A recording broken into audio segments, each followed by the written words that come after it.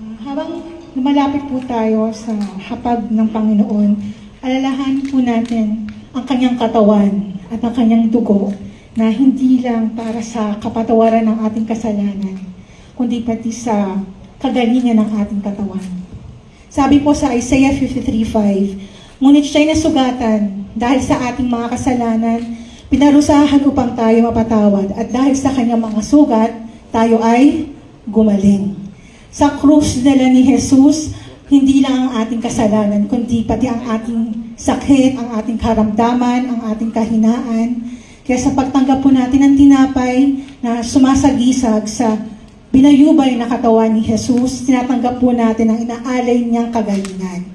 At sa pag-inom po natin ng saro na sumisimbolo sa banal na dugo ni Jesus, tinatanggap po natin ang bagong tipan ng buhay, ang kapayapaan at kalusugan. Sa paglapit po natin, dumulog po tayo ng may pananampalataya, hindi dahil tayo ay perfect, tayo ay karapat-dapat, kundi po dahil si Jesus ay nagbigay daan.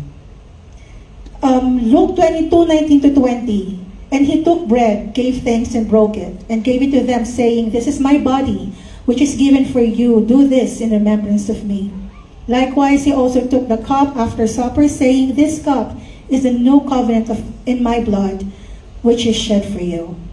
Itaas po natin ang tinapay at ang saro. Tayo po ay manalangin. Panginoong Jesus, salamat po sa inyong katawan na nabali at sa inyong dugo na dumanak para sa amin. Kami po ay lumalapit na may pananampalataya at alam po namin, Panginoon, na hindi po kami karapat-dapat.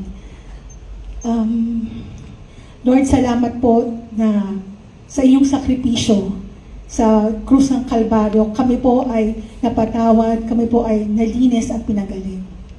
Salamat po, Panginoon, na sa pagtanggap po namin ng tinapay na ito at ng sarong ito, kami po ay napagaling, and even po yung mga taong tinataas namin sa aming mga panalangin.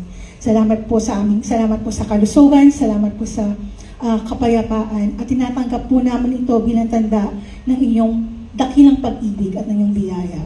By your stripes we are healed. Thank you, Lord. In Jesus' name we pray. Let us partake.